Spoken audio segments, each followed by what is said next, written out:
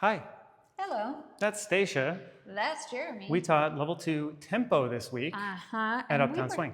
We were like mostly focusing on preparing for a faster tempo, but it is, as we discovered in the later class, also worthwhile to think about dancing at slower tempos because they're each a challenge in their own way. So true. Having said that, we were talking about how to sort of economize when we're dancing to faster tempos. Yeah, and we said you can replace your triple steps with kick steps in some situations. We want you to try for the triple steps when you can, but here is a way to kind of survive at faster tempos. Yeah. We started in close and we did a swing out from close with a kick. 1, 2, kick, step, step, step, kick, step.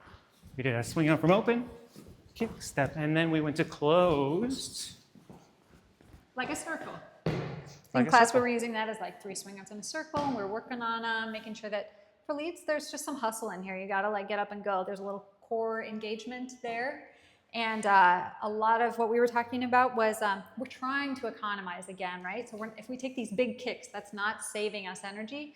We're trying to kick directly underneath ourselves, hinge from here, be kicking down into the ground for both leads and follows. We also talked about like relaxing our shoulder blades down into sort of imaginary pockets in the back and not letting those go when we think we should be getting far away from each other, trying to keep ourselves to ourselves here. And there's a bunch of other stuff we talked about, but you had to be there for that. Yeah, so to be there. maybe we'll see you next week.